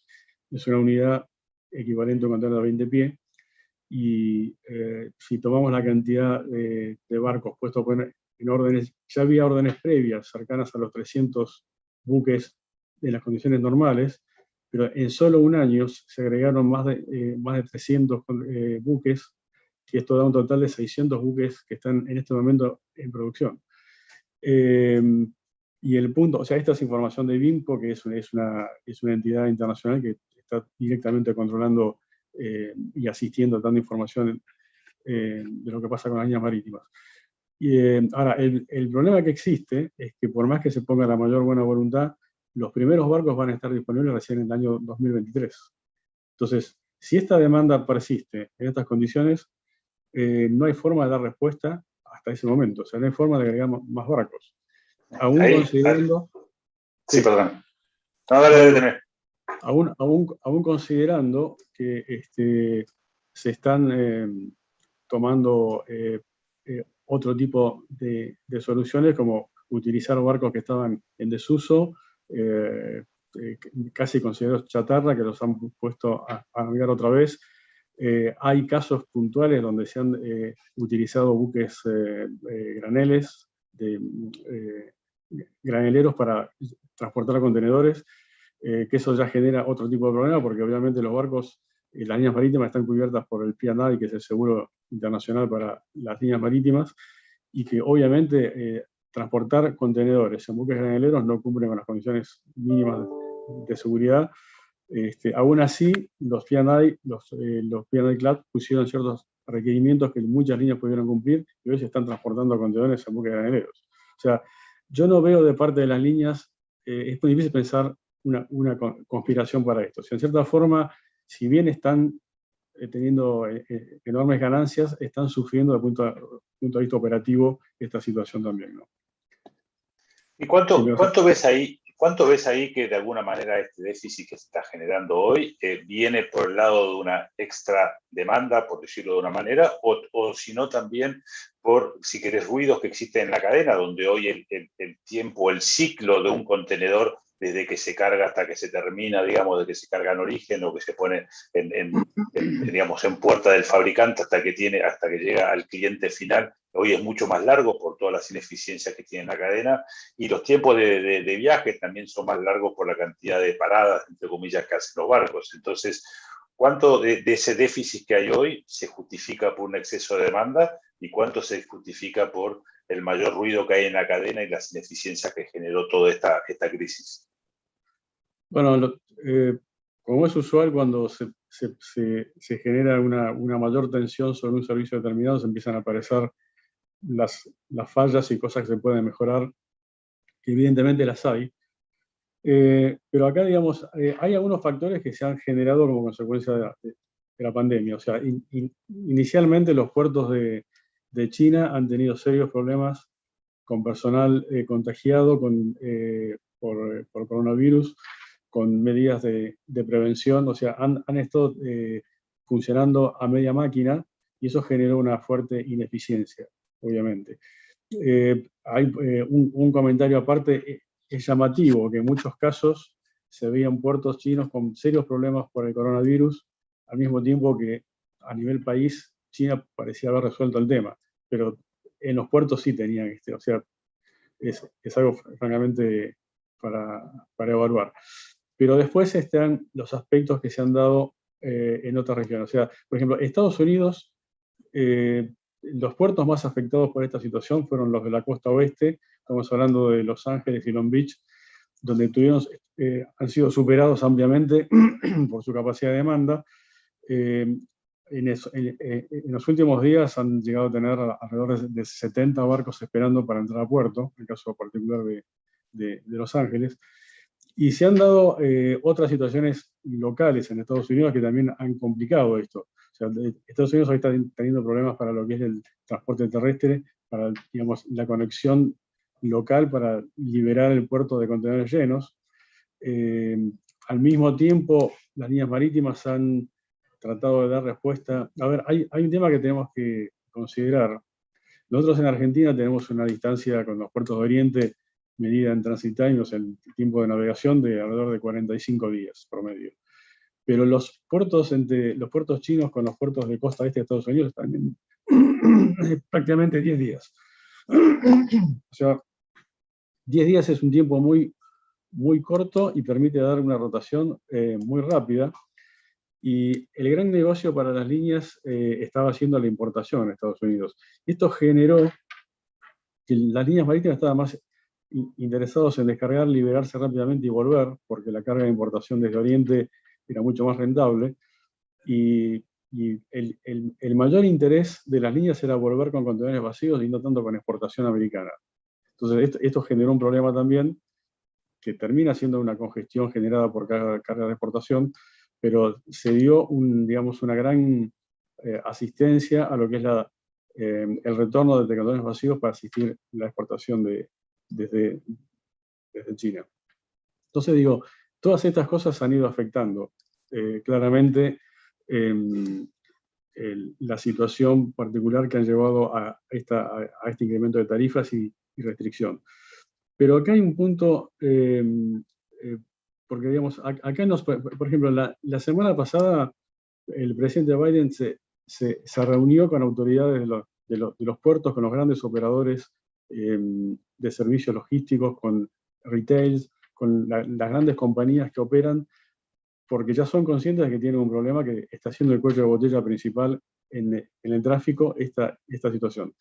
Entonces, bueno, han habido acuerdos, por ejemplo, el puerto de Long Beach ya venía trabajando 24 horas, pero de Los Ángeles no, a partir de ahora va a trabajar 24 horas por 7, o sea, todos los días. Las compañías de transporte también han prestado un plan de colaboración, los importadores han acordado retirar la carga de los puertos con mayor. Bueno, todo eso seguramente va a dar una solución parcial, porque yo no creo que esto sea. Acá no podemos decir que toda esta situación está generada por un solo evento, sino que hay otros aspectos. Y yo creo que uno de los más importantes para tener en cuenta es el estímulo que se está generando en Estados Unidos para el consumo, y acá es algo que había mencionado Claudio anteriormente, que esto ya viene desde la época del presidente Trump y lo continuó el presidente Biden, donde ya llega a $3 billones lo que se está inyectando en la economía americana para generar consumo. Entonces, digamos, no se está hablando hoy de una reducción de estos estímulos, y incluso hay planes que llegan hasta el 2024, continuando con esta condición, pero digamos, mientras esto siga con esta intensidad, las soluciones logísticas van a ser limitadas, o sea, digamos, no va a ser factible lograrlo desde ese punto de vista. No, está buenísimo. Sí. Y lo mismo está ocurriendo ahora en Europa. O sea, Europa también está con estímulos, no de esta magnitud, y también está empezando a generar una demanda muy fuerte. Lo que está pasando, por ejemplo, en el caso particular de Inglaterra, en el puerto de Felixstowe, donde hay una congestión muy fuerte también, la mayoría de las líneas marítimas están dejando las cargas en los puertos del norte de Europa, para que después sean conectadas por un feeder a los puertos de Inglaterra, y se está acordando la devolución de vacíos también para un sistema de devolución de feeders para otros puertos, para evitar los puertos centrales. El caso de Inglaterra tiene un componente más que, bueno, como consecuencia del Brexit, tiene un serio problema hoy con los transportistas, porque la mayoría eran trabajadores de Europa del Este que no pueden ingresar. Entonces, pues, ese es un caso aparte, pero la verdad que termina complicando toda esta situación. Y Europa también tiene planes de continuar con estos estímulos económicos, que en definitiva es lo que está impulsando toda esta demanda. Entonces, en principio no parece, digamos, desde el punto de vista de la operación logística, es muy difícil encontrar aspectos que puedan dar solución rápida. El tema de la producción de contenedores, que vos mencionabas al inicio, eso está avanzando. Los tiempos de entrega de un contenedor están a los 30 días, así que fue el primer paso que han tomado las líneas, porque era justamente la posibilidad de dar una mayor asistencia a una solución parcial para dar oxígeno, pero tampoco es un tema de fondo. Y ahora, obviamente, tener 70 barcos, o 50 según el momento, porque esto es algo variable, frente a los puertos de Estados Unidos, de la costa oeste, o sea, eso equivale a tener 500.000 contenedores esperando en el agua para ingresar. O sea, para que tengamos una idea, en Argentina hoy estamos en el orden del 1.200.000 contenedores por año, o TEUs, y estamos hablando que en un momento determinado ahora pueden haber 500.000 contenedores esperando para ingresar a los puertos americanos. O sea, realmente es algo que es un volumen sin precedentes, y obviamente que está afectando la disponibilidad de equipos. Pero no es el tema. Sí, y ahí hay una pregunta, porque hay un montón de preguntas acá de los participantes que es súper interesante, digamos, y esta es una clásica, ¿no? O sea, en el fondo esta demanda extra que tenemos de contenedores, booking de barcos, etcétera, ¿no ha generado parte de un efecto látigo, digamos, que tanto conocemos desde el punto de vista logístico, que eso hoy por hoy está generando una demanda puntual que el día de mañana, entre comillas, nos va a generar un sobrestock de contenedores o de barcos, por decirlo, de buques, por decirlo de una manera? Bueno, es muy probable, porque, a ver, históricamente en el mercado marítimo eso viene pasando. O sea, siempre, lo que pasa es que nunca se ha dado con esta magnitud, pero siempre es muy difícil. Si hablamos de los tiempos de producción, principalmente de barcos, estamos hablando de 1 año y medio, 2 años, es muy difícil coordinar exactamente la demanda con las órdenes de producción. Y ya sea tanto en lo que es buques full container como los buques graneleros, siempre ha pasado esto de que en momentos de alta demanda se ponen órdenes y después eso excede la demanda posterior y hay caída de fletes. Hay algo que pasó interesante, si bien no es por esto mismo, pero tal vez también en respuesta a lo que vos me consultabas antes sobre la posibilidad de que haga una conspiración, por llamarlo de alguna forma, de las líneas marítimas. Cuando fue en los meses posteriores, 1 año después prácticamente, de la crisis del 2008, la crisis de la subprime, donde realmente hubo consecuencias económicas mundiales, la economía china se enfrió por una caída de demanda de importaciones desde China a nivel mundial. Y eso afectó obviamente al tráfico marítimo, a tal punto que un flete marítimo, de los que hoy comentaba que cuesta $18.000 a $20.000, llegó a costar $100. O sea, $100 costaba traer un contenedor de Oriente, en algún caso 50. Las líneas, bueno, obviamente esto generó enormes pérdidas para los armadores, pero los servicios se han mantenido. Lo que han hecho es un poco lo que es recomendado en estas situaciones, es retraer un poco la oferta de bodega, tratar de llegar a un equilibrio. Cuando pasa esto, se sacan buques de servicio para que tenga una relación entre la oferta y la demanda, y que las tarifas lleguen a niveles más razonables. Que eso ha pasado y luego, por supuesto, se regularizó a medida que la economía se fue acomodando. Pero, digamos, esto que vos planteás seguramente va a pasar. Y tal vez, o sea, es muy difícil saber si esto va a continuar con una tendencia de fuerte demanda, sobre todo cuando vemos que esto hoy está siendo generado por un estímulo de los gobiernos, principalmente. Entonces, esto, digamos, el estímulo va a continuar, se va a terminar, obviamente que eterno no puede ser. Las autoridades del puerto de Los Ángeles hace poco tiempo atrás habían declarado que la relación entre importaciones y exportaciones se había casi duplicado, o sea, creciendo las importaciones, y no por una caída tanto de exportaciones, sino por un crecimiento real de las importaciones. Exactamente.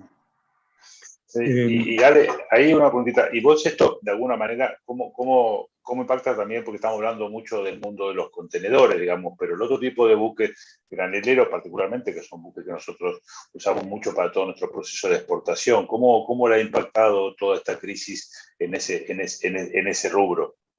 Bueno, el impacto fue indirecto, pero también llegó. O sea, primero porque, digamos, acá obviamente hay un incremento en la producción en China, en los lugares de mayor producción y exportación. Estos buques son utilizados más que nada para transporte de insumos generalmente, y hubo un aumento, pero también pasó lo que antes comentaba, donde en algunos casos se están utilizando para transportar contenedores, y hay casos, como un caso que fue anunciado también hace pocos días, como el caso de Coca-Cola, que tomó la decisión de reemplazar el transporte en contenedores, poner todo en bolsas y contratar fletes en buques graneleros. O sea, hay como una transferencia de carga del container a los buques graneleros.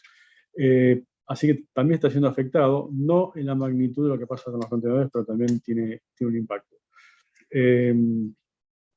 Y bueno, es probable, digamos, en ese sentido, no se advierte todavía que exista una sobreproducción de buques como se ocurre con esto, porque todo parece sí que es coyuntural y todavía no se interpreta como un tema de fondo. Así que es posible que esto termine recuperándose si realmente viene una tendencia, o por lo menos cuando aparezcan los buques de contenedores en 2023. En el momento. Hay un comentario más que quería hacer con respecto a los factores que están afectando esto y qué es lo que puede pasar en el futuro, porque hasta ahora estamos viendo, o sea, a ver, aquí en Argentina estamos viendo que esto es algo que nos impacta realmente, se impacta a los exportadores, impacta a los importadores, y pensemos no solamente en el consumo, estamos hablando también de insumos que involucran a industrias que dependen de que esas importaciones lleguen a tiempo, así que no es un tema menor, francamente. Pero acá tenemos factores que son externos, o sea, es muy difícil tomar ninguna decisión local para tratar de que esto cambie. Entonces, los factores externos que estamos mencionando hasta ahora son de suma importancia, y ahora se suma uno que podría ser favorable, o sea, la situación es una situación complicada, pero podría ser favorable para que esto se regularice, y tiene que ver con la situación de la disponibilidad de energía en China. O sea, China está teniendo un serio problema con la producción energética. O sea, el 60% de la producción de energía eléctrica en China es a base de carbón. Más allá del impacto ecológico que esto genera, sigue siendo algo muy estimulado todavía porque es el único recurso de menor costo para producir. Y China se está quedando sin carbón, sus proveedores habituales ya están restringiendo la provisión. Estamos entrando en el invierno, en lo que es el hemisferio norte, así que sus proveedores habituales que están también en el mismo hemisferio se están restringiendo. El único país que sí tiene disponibilidad para abastecer es Australia, pero China tiene un conflicto diplomático con Australia, por lo cual lo están considerando como ultimísimo recurso. Al punto que China está en este momento tomando contacto con Estados Unidos para tratar de ver la posibilidad de importar gas con buques LNG para darle solución a esta situación. Parece difícil, o sea, todos los frentes están mostrando que realmente la situación está compleja, no parece solución, y ya hay industrias donde están, o sea, el gobierno chino ya está dando instrucciones para reducir los consumos. Ya hay empresas que tienen autorizado producir 3 días por semana. Entonces, o sea, ¿qué es lo que puede pasar con todo esto? Un enfriamiento de la producción china y por lo tanto una caída de embarques que finalmente, más allá de la que siga la demanda fuerte en determinados países, por lo menos desde China va a ser difícil cumplirlo. O sea, esto es algo que ahora pareciera ser uno de los temas más importantes para prestar atención, porque de qué forma se pueda dar solución, ya sea obteniendo realmente un reemplazo de energía que les permita mantener el ritmo de producción. Caso contrario, vamos a empezar a ver una caída. Ahora, si esto no ocurre, si China encuentra una solución y los países industrializados y con más capacidad mantienen su poder de demanda de importación, bueno, va a ser muy difícil que esto cambie hasta que no existan buques suficientes para abastecer esta demanda, ¿no? Claro, no, súper interesante. Mira, estamos ya llegando al fin del encuentro, pero acá tengo un montón de preguntas. Y por ahí una que me parece súper interesante es, hoy por hoy, en atención, digamos, ahorita que tienen con digamos, lo que es la costa este, ¿ok? ¿Qué opciones o qué opciones vos le ves ahí a un corredor bioceánico que nos permitiría de alguna manera también aprovechar todo lo que es el circuito de la costa oeste? Okay, que a través de Chile, como Puerto de Valparaíso o más al sur o más al norte, y que poder llegar a través y complementar de alguna manera esa llegada a Argentina a través del corredor bioceánico. Bueno, el corredor bioceánico es un tema interesante en sí mismo, más allá de esta situación puntual. Hoy en Argentina se está utilizando mucho, sobre todo para las áreas que tienen el hinterland, que tiene más conveniente para utilización, por ejemplo, principalmente el paso de Cristo Redentor en Mendoza, donde se concentra el mayor volumen. Pero bueno, se están utilizando el paso de Pino Achado más al sur, se está utilizando el paso de Jama, pero todavía no es algo que involucre un volumen de gran importancia. La oferta de buques de los puertos chilenos y los servicios están más concentrados los puertos de San Antonio, Valparaíso, que es en donde están, digamos, las proximidades, obviamente, de Santiago. Los puertos del norte no tienen una gran oferta de servicios y que no es tan eficiente, pero si lo ponemos en contexto de esta situación, es difícil pensar que esto pueda ser una solución hoy, porque justamente lo que está más afectado es la costa oeste. O sea, hoy es más conveniente entrar a Estados Unidos por la costa este, los puertos de Nueva York, Baltimore, que están más liberados, que tampoco están bien, porque también tiene demanda, pero es más sencillo, hay menos demanda. Esos tráficos, hoy se están empezando a calentar un poco los tráficos entre costa este y Europa, pero aún así, para lo que es el ingreso a Estados Unidos, sigue siendo más conveniente. Para ingresar, para mantener un tráfico con Oriente, no hay una ventaja en este momento comparativa, o sea, incluso los servicios, por más que la proximidad, si uno toma en línea directa puertos chilenos con Oriente versus Buenos Aires, que tienen rutas diferentes, en la práctica los servicios tienen una ruta que van recorriendo puertos de Sudamérica de costa oeste antes de ir hacia Oriente. Entonces no hay una gran diferencia, hay una muy pequeña mejora en el transit time, pero no hay, francamente, una solución sobre esto. Y por otra parte, las líneas marítimas están administrando los recursos en función de la demanda. Entonces, mientras esto siga ocurriendo, es muy difícil pensar que podemos tener alguna alternativa buscando alguna solución como esta.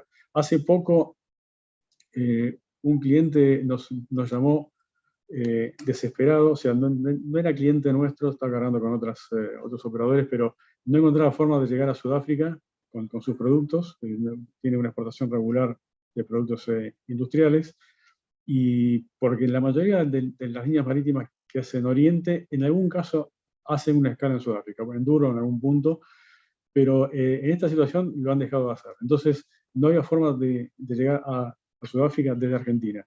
Y analizamos la posibilidad de entrar vía Europa. O sea, llegar a Europa, hay muchos servicios de Europa con África, con puertos de África, y tampoco es posible. O sea, francamente es un escenario que es muy difícil de dar solución desde nuestra iniciativa. O sea, hoy, digamos, lo único que se puede recomendar a los importadores o exportadores es anticiparse lo máximo posible en los bookings. Aún así, quiero decir que eso no es garantía. O sea, ya hay situaciones problemáticas donde a veces las líneas marítimas con booking cerrado termina cancelándolo por algún motivo, pero es más sencillo si uno se puede anticipar. O sea, por lo menos tener en los servicios regulares, anticiparse lo máximo a poner su contratación, ¿no? Oh, muchas gracias, Alejandro. Ahí, las últimas dos preguntas, de alguna manera, de 800, le pido disculpas a las personas que no puedas pasar tus preguntas, pero seguramente serán, como te respondía después. Pero hay dos cosas que creo que me interesa acá cerrar ahí, digamos. Primero es, ¿cuándo ves, digamos, cuál es un plazo de tiempo que ves razonable o proyectable como para que esto de alguna manera se solucione o empecemos a encontrar una salida? Y después, ¿cuál es el impacto más directo que esto tiene, que esto generó también dentro de nuestro tema más local? ¿Y qué pueden hacer los armadores argentinos para gestionar esto y para generar algún tipo de cambio o mejorar parte de la calidad de servicio que estamos necesitando? Bueno, a la primera pregunta, me quiero alinear un poco con lo que decía Claudio Suchovic, que es muy difícil proyectar hacia adelante. Esto es un tema muy incierto. O sea, por eso yo en esto siempre lo que recomiendo es prestar atención a lo que está pasando en el resto del mundo, porque las soluciones no van a venir de acá. O sea, el tema es ver realmente qué es lo que pasa con las importaciones de Estados Unidos, ver qué pasa con la demanda en Europa, ver qué pasa con este tema de la energía en China, y estar atento a este tipo de cosas. Las soluciones que pueden aportar las líneas marítimas, un poco ya lo hemos hablado, no son de corto plazo, lamentablemente. Entonces, es muy difícil desde aquí. O sea, este es un tema que, fuera del usual que pasa en Argentina, este es un tema que normalmente no se está pudiendo controlar desde Argentina. Es un tema que tenemos que estar atentos a ver qué es lo que se puede hacer. Está un poco en línea con tu segunda pregunta. O sea, Los armadores, obviamente, son todos extranjeros. Hoy no tenemos servicios marítimos locales, pero sus representantes, agencias marítimas, obviamente están haciendo, me consta que están poniendo todo lo necesario para darle solución y darle salida a los cargadores. El problema es que también están limitados. O sea, esto pasa más que nada por las estrategias de las líneas marítimas a nivel global, dónde están los recursos. O sea, hace poco un tema interesante, creo que esta misma semana, CMA anunció que le puso el techo al incremento de tarifas. Entonces, o sea, CMA es una de las líneas más importantes, está dentro de las principales, y eso es un buen punto. Digamos, más allá que la demanda lo permita, ellos han anunciado que se van a autolimitar para que esto no siga creciendo eternamente. El impacto que está generando, que era también tu pregunta, a los cargadores locales, bueno, realmente es complicado, porque nos consta que hay muchos exportadores que no están pudiendo entregar sus cargas. O sea, acá hay dos problemas. Uno, que la gran mayoría de nuestras exportaciones son materias primas. Entonces, son de precios relativamente bajos y no tienen capacidad de pagar estos fletes. O sea, un producto que usualmente pagaba $2.000, $3.000, tener que pagar $20.000 por un contenedor, o sea, el impacto es muy grande. El único aliciente que tenemos, o elemento que no es, digamos, que nos permite seguir adelante con esto, es que sabemos que no pasa solo acá. O sea, todo el mundo está sufriendo estas consecuencias. El incremento de las tarifas en los tráficos no es en todos los tráficos iguales, pero todos están pagando sobre precios enormes. Y en el caso de las importaciones, lo que está afectando, lo que antes mencionaba principalmente, es lo que más preocupa, es cuando esto comienza a afectar a insumos de industrias, o sea, que son necesarios para un proceso industrial, que termina afectando planes de producción. O sea, tenemos clientes donde a veces se ven obligados a detener sus plantas de producción porque no llegan las cargas a tiempo, y uno tiene que buscar alternativas, pero siempre son alternativas locales, o bajar una carga a Montevideo, traerla por camión, o traerla de Brasil para acelerar el último tramo, pero no son soluciones de fondo todavía, lamentablemente. No te escucho, Rodrigo. Estás muteado, Rodrigo. Sí, estaba muteado, perdón. Muchísimas gracias, Ale. La verdad que no estamos pasando el tiempo. No sé, ahí Alejandro, si tenemos mucho más tiempo para esto, que está súper interesante. Bueno, lo vemos con la cantidad de asistentes que tenemos a este webinar. La verdad que el tema da para quedarse hablando 5 horas más, digamos. No hay problema en quedarse un ratito más. Veo que hay algunas preguntas. Si querés, Rodrigo, un par de preguntas más. Si Ale está predispuesto, Don Wolf. Sí, por favor. Adelante, Rodrigo. Perfecto. Bueno, ahí Ale, una de las otras preguntas que tenía recién, digamos, si hoy existen páginas donde buscar esta información, ver el sentido, digamos, en el sentido de cuál es el costo promedio de los fletes para la distinta de origen en distintos puertos, cómo vienen los listas, los plazos de entrega, etcétera, etcétera. O sea, ¿hay información, hay estadística de esto? ¿Hay alguna página donde podamos buscarlo? Sí, bueno, en realidad lo que hay son medios especializados que requieren una registración, una registración, y en algún caso son también son pagas, ¿no? Pero aún así, buscando información, porque yo me estoy nutriendo mucho de esos medios para hacer el seguimiento, pero también a veces simplemente buscando en la web que aparecen noticias de los medios principales del mundo donde esto se está informando. Pero, digamos, yo creo que con eso uno se puede actualizar, pero si quiere entrar más en detalle, yo podría buscar la forma, si me quieren hacer la consulta, de mandarle todos los medios a los cuales se pueden suscribir para tener información.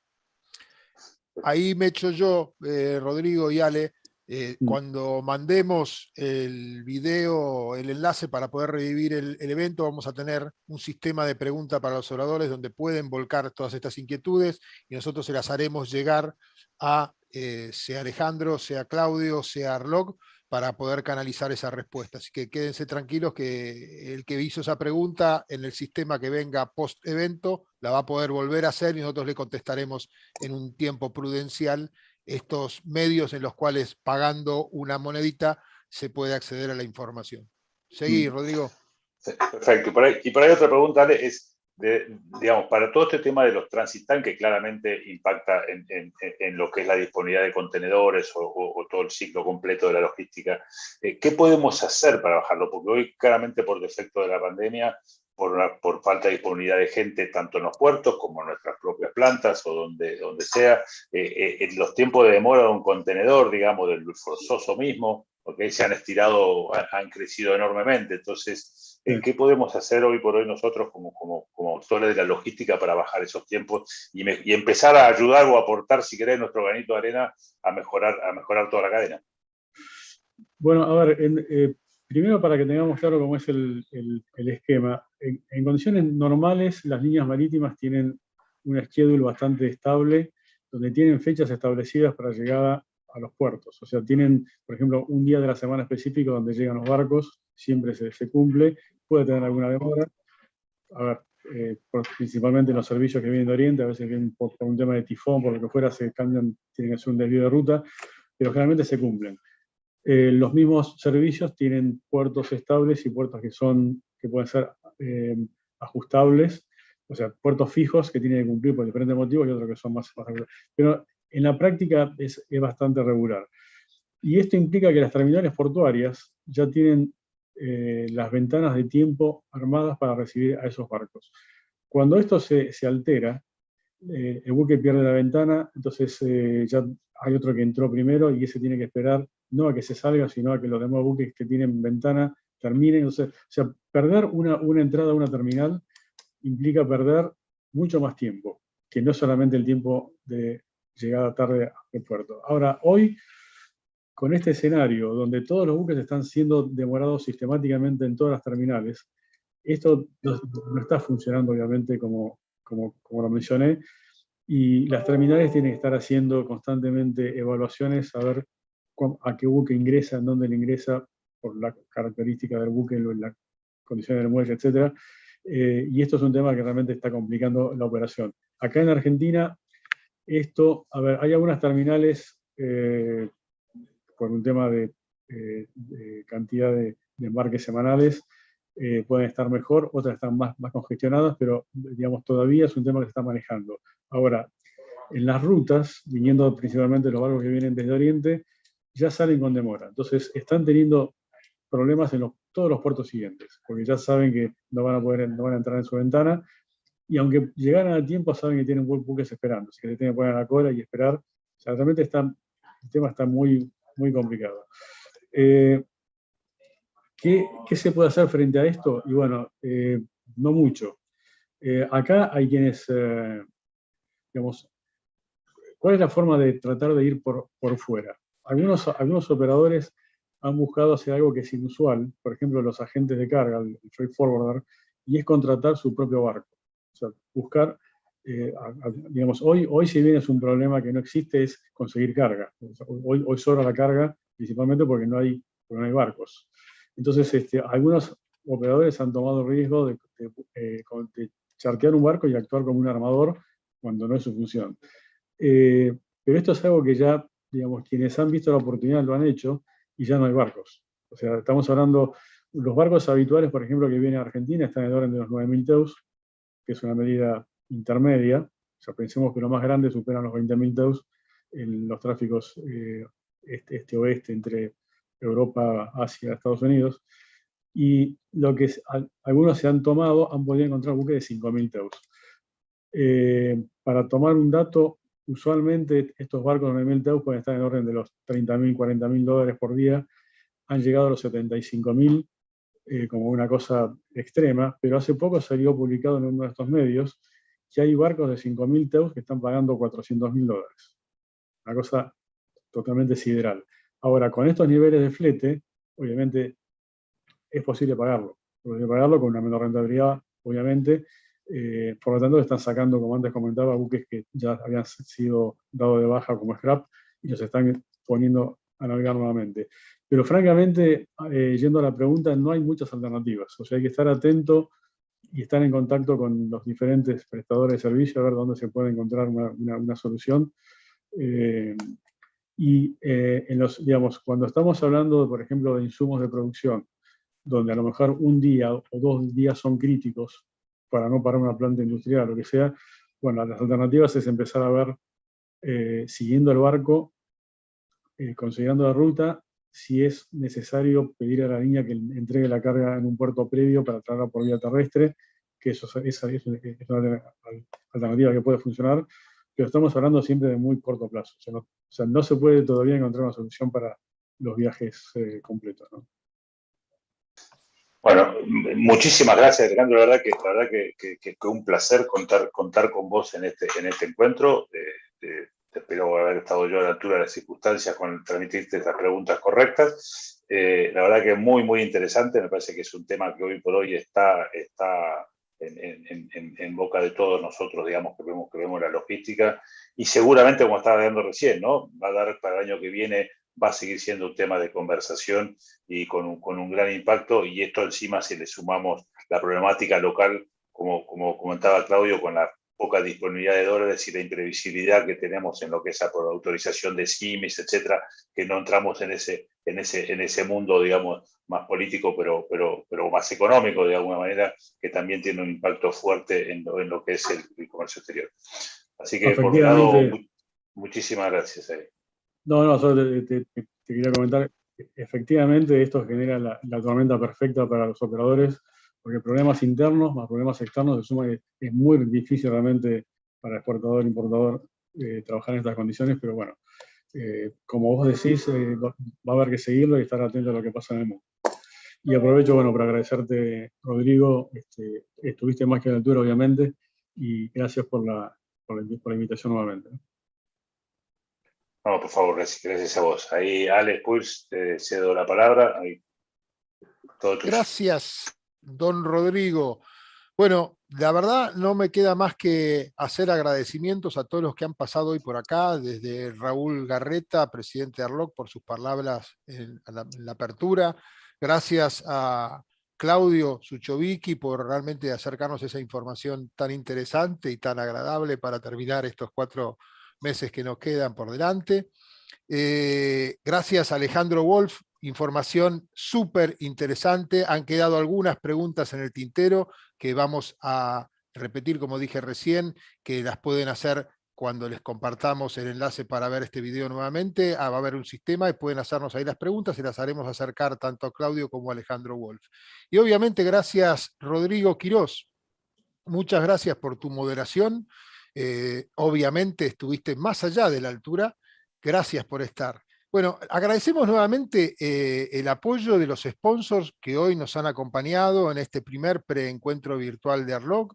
Te damos las gracias a vos que estuviste del otro lado, en nombre de ARLOC, es un placer acercarte a estos temas de interés por este medio y esperemos poder hacer unos cuantos más de acá a el año próximo. Ya te estaremos informando por nuestros canales habituales sobre el próximo preencuentro en donde compartiremos más temas de interés para los profesionales de la logística, del transporte y de toda la cadena de abastecimiento. Te recuerdo, como dije hace un ratito, que en el transcurso del día recibirás un email con el enlace para compartir o revivir esta actividad de hoy, un sistema para dejar las preguntas que quedaron pendientes y, sobre todo, tener presente que el año entrante, el 2022, estaremos realizando Expo Logística de forma presencial del 16 al 18 de agosto en La Rural, nuevamente en conjunto con Expo Transporte, y el 29º Encuentro ARLOC, citas ineludibles para los profesionales del sector. Gracias nuevamente y nos vemos en el próximo preencuentro ARLOC. Que tengas una excelente semana y un mejor fin de semana. Nos vemos en la próxima. Hasta luego.